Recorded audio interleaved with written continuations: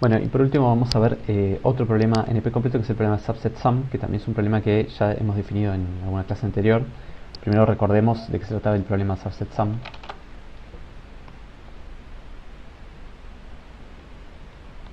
Bueno, la idea es la definición del problema subset sum es que es un lenguaje que consta de codificaciones de conjuntos y un número, o sea, un conjunto acompañado de un número, llamemos el número, no sé, t,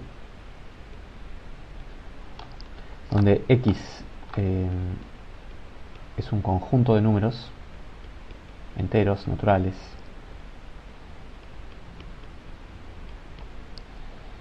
y hay un subconjunto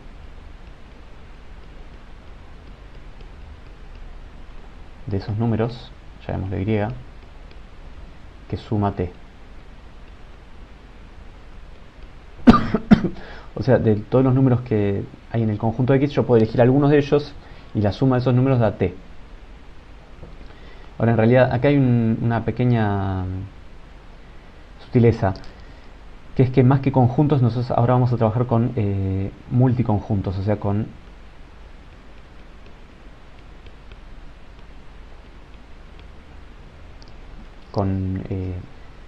conjuntos que pueden tener repetidos. O sea, en realidad el problema de subset sum es así, es con multiconjuntos. O sea, por ejemplo, un x podría ser 1, 2, 2, 2, 3. ¿Sí? Y este multiconjunto, no sé, por ejemplo, suma 7. Eh, o sea, x con 7 pertenece a subset sum. Porque, por ejemplo, yo puedo agarrar el 2, el 2, el 2 y el 1, y esto suma 7. Está bien, 6 más 1, 7.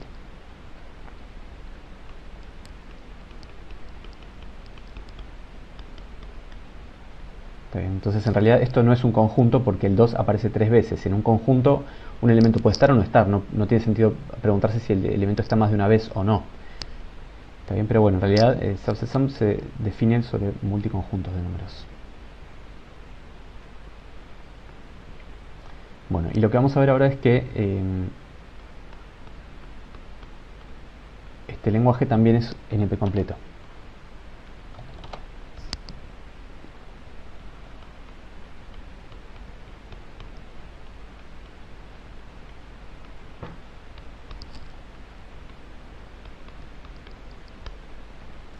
Bueno, ¿cómo demostramos que es NP completo? Vamos a seguir usando la misma técnica que vinimos usando en la clase de hoy, que es, bueno, primero vamos a observar que es NP.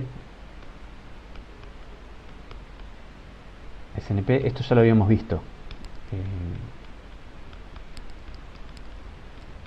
Pero bueno, ¿cómo podría uno demostrar que subset sum es NP? Bueno, por ejemplo, uno podría hacer un algoritmo, que sea un verificador polinomial, que recibe un conjunto y un número, y recibe además como certificado una lista de números, que sería este subconjunto ahí, digamos. Y lo que haría ese verificador es verificar que todos los elementos de la lista, que es ese certificado, pertenezcan al conjunto de entrada X y que además sumen T. Y con eso uno, como ese verificador es polinomial, uno vería que es subset sum es NP. Eso ya lo hemos visto en una clase anterior, hace 2 clases creo. Bueno, y 2, para ver que todos los problemas de la clase NP se reducen polinomialmente a subset sum, que eso es lo que queremos hacer, no lo vamos a hacer directamente por definición, porque eso, bueno, podría ser arbitrariamente, podría ser muy complicado, digamos. Lo que vamos a hacer es, vamos a ver que, igual que antes, el problema 3SAT de las fórmulas que están en 3 formas normal conjuntiva que son satisfactibles, este problema se reduce polinomialmente a subset sum. Es decir que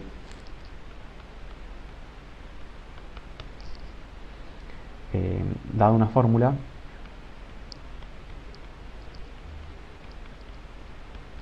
phi, podemos construir un multiconjunto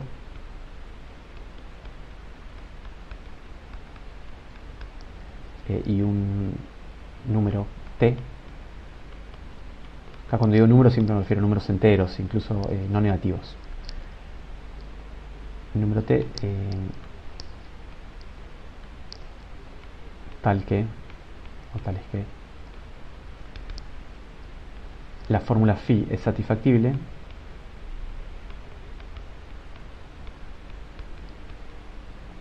si y solo si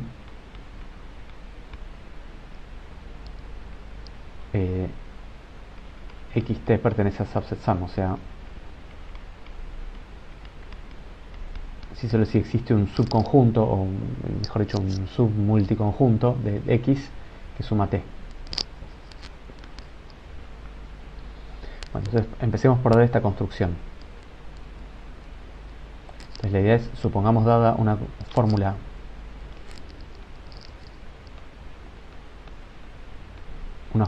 en 3 forma normal conjuntiva, o sea que la fórmula de vuelta es de esta forma, como ya teníamos antes, A1 o A2 o A3, perdón, A1 o B1 o C1, así habíamos escrito, y A2 o B2 o C2, y así hasta AK o BK o CK, donde esta fórmula tiene K cláusulas, una fórmula en 3 forma conjuntiva de K cláusulas. Cada cláusula tiene 3 literales y cada literal es una variable que puede estar afirmada o negada. Y supongamos que phi, la fórmula phi, involucra L variables. Esas variables llamémoslas x1, x2 hasta xl.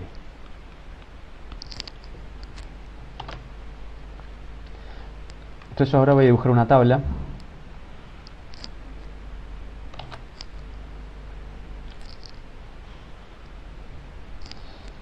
y en esa tabla cada fila va a ser un número.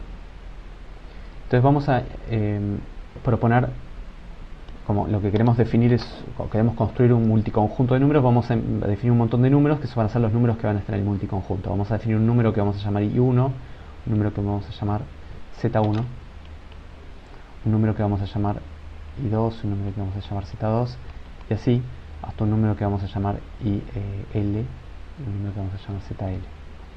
O sea, acá la idea es que por cada variable vamos a incluir 2 números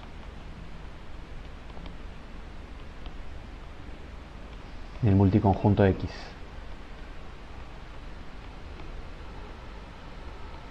El multiconjunto X. Uno se llama I1 y otro se llama Z1. O sea, estos son los 2 números asociados a la variable X1. Son los 2 números asociados a la variable X2. Y así.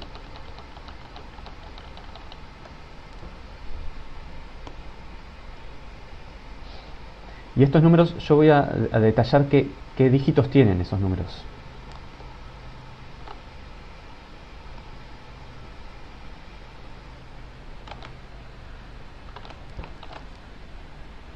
Entonces, para detallar qué dígitos tienen voy a escribir un montón de columnas.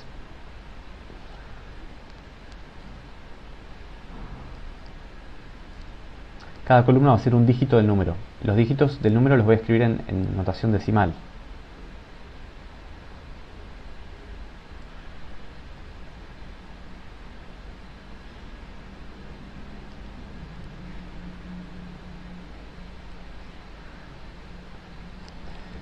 Bueno, entonces esta columna es la columna 1, que corresponde a la variable x1. Perdón, esta columna es la columna 1 que corresponde a la cláusula, no, está bien, a la variable x1. Está la variable x2, está la variable xl. Entonces, el número va a tener un montón de dígitos. ¿Cuántos dígitos va a tener? Bueno, va a tener por lo menos L dígitos y además va a tener por cada cláusula un dígito. O sea, si las cláusulas se llaman C1, hasta ck, va a tener más dígitos. O sea que el número en total va a tener L más K dígitos como mucho. Entonces para la variable y1 vamos a empezar a escribir cómo son estos dígitos, los que están acá, en las primeras L columnas. Bueno, la variable y1 corresponde a la, perdón, el número y1 corresponde a la variable x1. Su primer dígito va a ser un 1 y después va a tener todos ceros en esta primera parte. El número z1 también corresponde a la variable x1, entonces va a tener acá un 1 y acá va a tener todos ceros. Ahora el número y2 corresponde a la variable x2, entonces va a tener un 1 acá, y el número z2 también va a tener un 1 acá, y todo lo demás van a ser ceros, o sea que acá voy a tener ceros, y acá ceros, y acá ceros. Bueno, y acá ceros, esos por ahí no, ni los escribo, pero son ceros. Bueno, y voy a seguir completando esta tabla hasta la fila XL, donde voy a tener todos ceros y un 1 acá. Bien, acá siempre son todos ceros, ceros, ceros.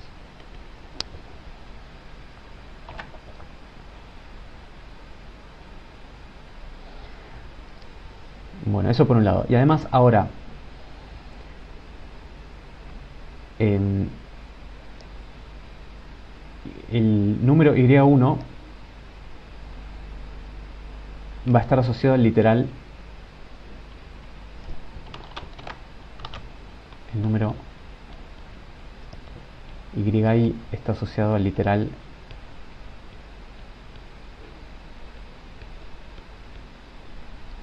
xi, y en cambio el número zi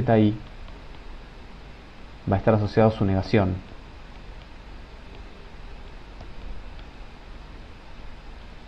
al literal que resulta de negar la variable xi. Entonces lo que vamos a hacer es, si la variable xi aparece en la cláusula cj, le ponemos dígito 1 al número y en la columna de cj.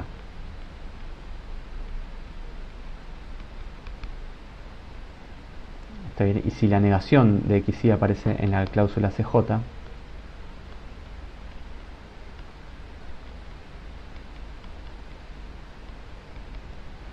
le ponemos dígito 1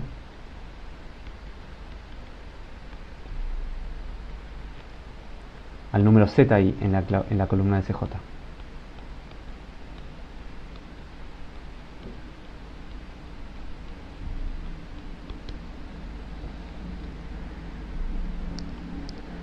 Está bien, o sea, por ejemplo, si la cláusula 1 es x1 o x2 o no x3,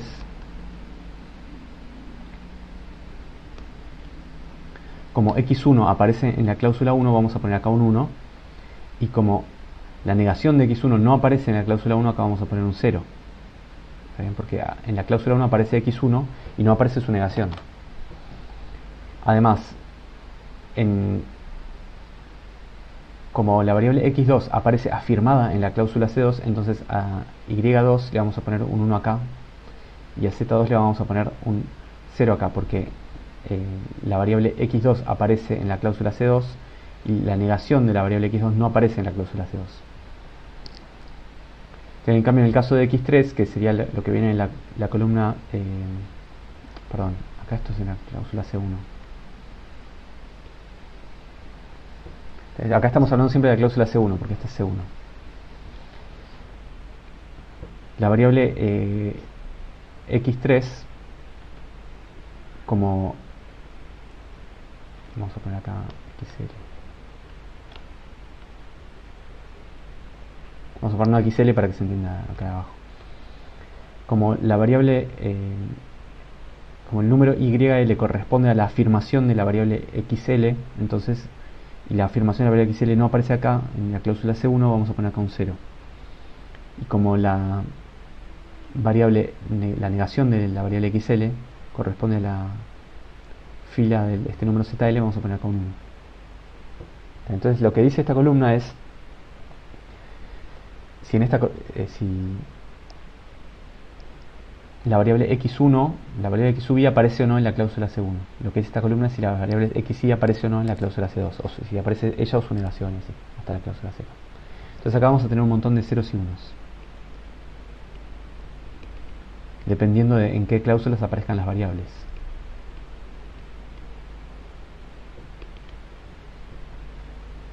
Bueno, entonces acá tenemos ya definidos L números, perdón, dos L números. Entonces el multiconjunto va a tener estos dos L números, pero además va a tener más números, va a tener números que vamos a llamar F1 y G1, F2 y G2, y así hasta FK y GK.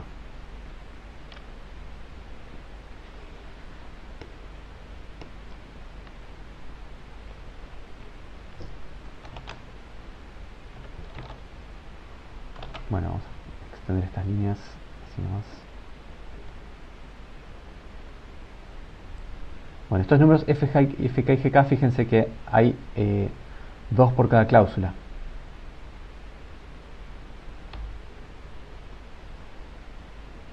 Acá arriba teníamos para cada variable dos números y acá vamos a tener para cada cláusula dos números.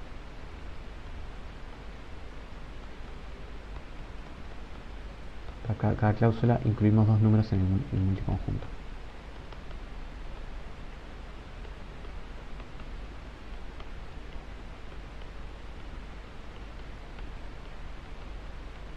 El multiconjunto X. Bueno, ¿y cómo van a ser esos números? Bueno, esos números primero, en estas columnas van a tener siempre ceros. Acá esto va a ser siempre todo cero.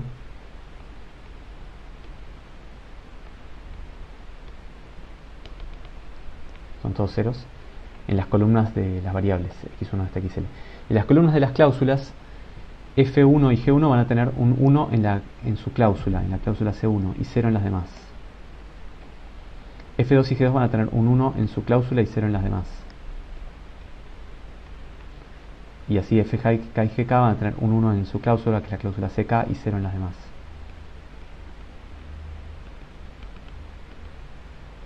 Estos son todos ceros, también estos son todos ceros. Y así. Bueno, entonces falta decir una cosa más, porque ahora lo que hicimos es definir un multiconjunto de números. El multiconjunto de números tiene todos estos números, que son dos números por cada variable y dos números por cada cláusula. Y además vamos a definir una última cosa, que es un número más que vamos a llamar t, que este número no va a estar en el multiconjunto, va a ser el número que vamos a querer sumar. Y nosotros lo que vamos a querer hacer es, a partir de este multiconjunto, elegir algunos de estos números que sumen un cierto número. Y el número que vamos a querer sumar es este, va a ser el número que acá tiene 1, acá tiene un 1, acá tiene un 1, o sea, acá son todos unos. Y acá tiene 3 en todos lados, 3, 3, 3, 3. Bueno, entonces con esta construcción, o sea, con esta descripción de esta tabla, ya dijimos cómo construir el multiconjunto y cómo construir el T. ¿Sí? Por ahí no lo escribí tan prolijamente, pero bueno. Ahora la afirmación es la siguiente. Afirmo que la fórmula phi es satisfactible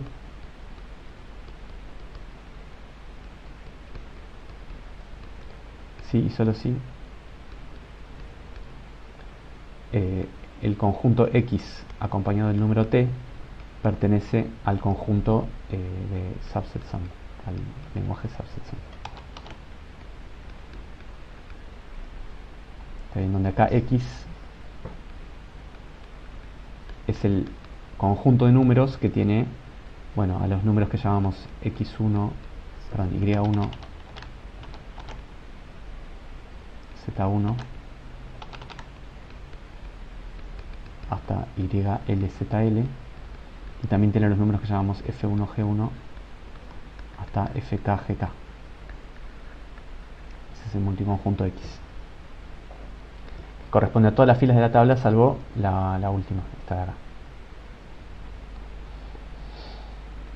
Bueno, ¿cómo vemos que es verdad esta afirmación?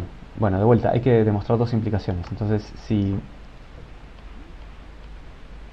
para la implicación para allá supongamos que phi es satisfactible. Y consideremos una asignación de variables que la hace verdadera.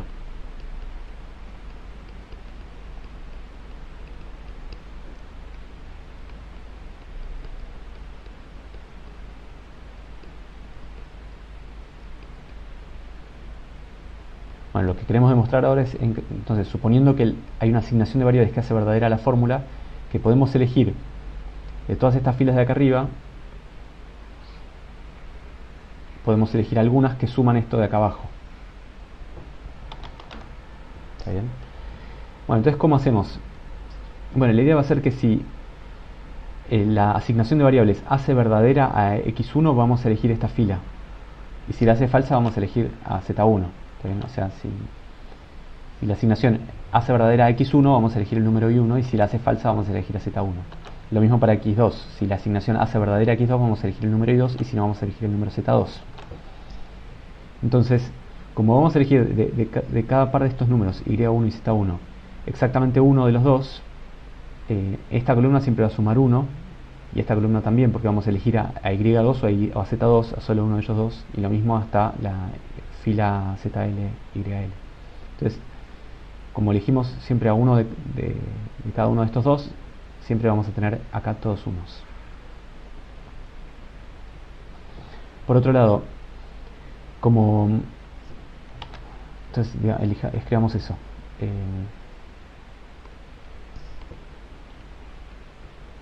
Si la asignación, vamos a poner así, si xy es verdadera, o sea, si la asignación de variables hace verdadera a xy, elegimos o incluimos el número y1, y en el conjunto y grande, que el conjunto y grande es el conjunto que vamos a querer sumar. Y si x sub y es falsa, incluimos a zi.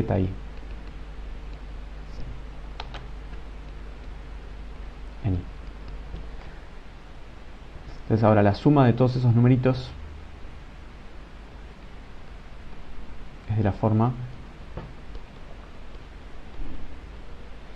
tiene voy a escribir los dígitos, ¿no? Tiene un dígito 1, así hasta un dígito 1, y acá tenemos L dígitos. Y después tenemos más dígitos, llamemos de sub 1, de sub 2, así hasta de sub k, son los restantes k dígitos de la suma. Los restantes k dígitos resultan de sumar los valores que hay en estas filas para las filas que yo haya elegido, porque si elegí y1 voy a tener que sumar esto de acá, si elegí z1 voy a tener que sumar esto de acá. Si sumo todo eso, ¿qué va a pasar? Bueno, estos dígitos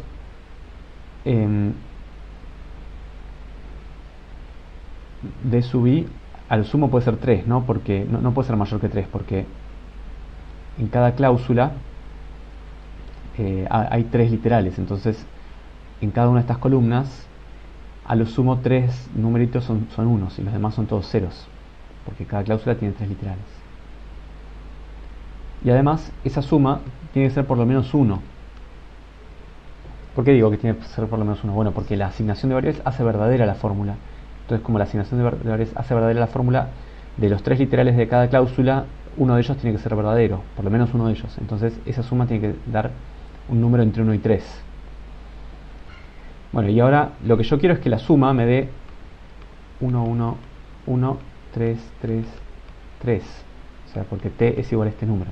Entonces lo que falta es a cada uno de estos dígitos sumarle o 1, o sumarle 2, o sumarle 0, dependiendo de si este número es 1 o 2 o 3. ¿Está bien? O sea, este número va a ser, cada uno de estos números va a ser 1, 2 o 3. Cada uno de estos dígitos va a ser 1, 2 o 3. Por ejemplo, podríamos tener 2, 2, 3, 1, 1, 3, 2, 2, 1, 1. Lo que le vamos a querer hacer es sumar a ese número. Acá le vamos a querer sumar un 1, acá un 1, acá un 0, acá un 2, acá un 2, acá un 0, acá un 1, acá un 1, acá un 2, acá un 2, para que la suma de todo 3. Entonces, dependiendo de si queremos sumar 0, 1 o 2, vamos a elegir incluir a por ejemplo, para completar un 3 acá, vamos a elegir o no poner a F1 ni a G1, o poner a F1 y no poner a G1, o poner a F1 y a G1 para sumar 0, 1 o 2.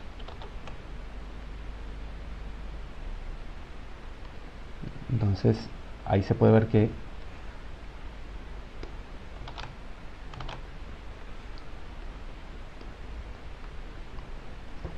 eligiendo o agregando también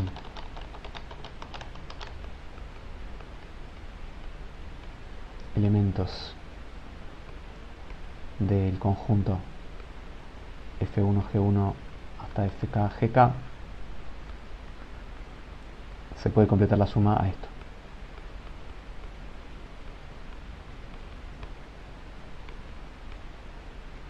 Para que dé t, t era justamente lo que queríamos que diéramos. Entonces, por lo tanto, esto quiere decir que si la fórmula era satisfactible, pudimos encontrar un subconjunto de los números que suma t, o sea que el conjunto de x junto con el número t pertenece a subset sum.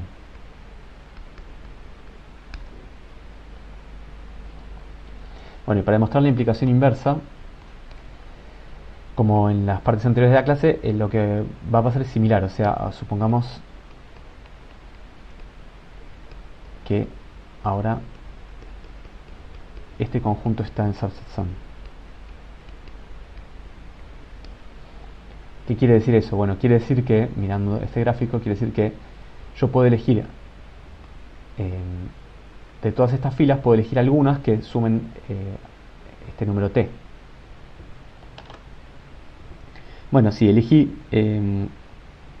filas que suman este número t, quiere decir que de y1 y z1 tengo que haber elegido exactamente una de las dos, porque si elegía 0 acá, esta suma me va a dar 0. Si elegía 2, me va a dar 2. Entonces seguro elegí una de las dos. Y lo mismo para y2 y z2 y así. Entonces vamos a hacer el camino inverso. Ahora a la variable xy le damos valor verdadero.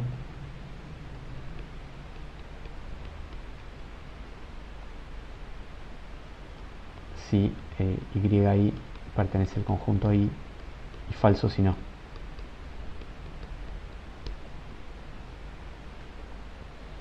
Entonces, bueno, con eso nos aseguramos de que tenemos una asignación de variables. Y ahora esa asignación de variables tiene que hacer verdadera a la fórmula, porque como la suma de todas estas cosas de acá abajo es siempre 3, no puedo sumar 3 usando únicamente estas filas de acá abajo, porque estas filas de acá abajo a lo sumo suman 2. Entonces, seguro tiene que haber un 1 en las filas que elegí de acá arriba. ¿Está bien? Y entonces como para cada columna de estas hay al menos un 1 en la fila de acá arriba, quiere decir que cada cláusula tiene al menos una variable que elegí que la hace verdadera. O sea que efectivamente esa asignación de variables hace verdadera la fórmula.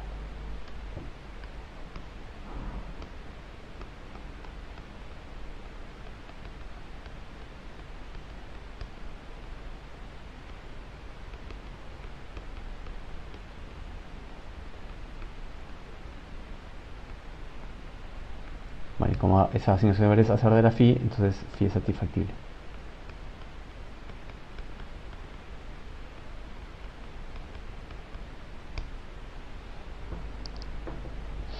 Bueno, entonces con eso terminaríamos la clase de hoy. Lo que vimos recién, entonces para recapitular, es que pudimos reducir el problema de satisfactibilidad para el caso de fórmulas en 3 forma normal conjuntiva. Pudimos reducirlo polinomialmente a subset sum. ¿Está bien? Acá creo que me faltó decir eso importante, que es que la construcción que hicimos recién es polinomial porque bueno, si la fórmula tenía k cláusulas, la cantidad de variables a lo sumo puede ser el triple de la cantidad de cláusulas, o sea que la cantidad de columnas de esta tabla que armamos acá es a lo sumo 4 veces el tamaño de la fórmula. digamos, a lo sumo doble el tamaño de la fórmula, una cosa así. Y lo mismo para la cantidad de filas. Entonces el tamaño de esta tabla es polinomial en el tamaño de la fórmula. ¿Está bien? Es algo así como la fórmula, del orden de la fórmula al cuadrado o algo así. Y construir esta tabla entonces cuesta tiempo polinomial en el tamaño de la fórmula. Entonces esta construcción que hicimos efectivamente se puede calcular en tiempo polinomial, o sea, está dada por una función que tarda tiempo polinomial.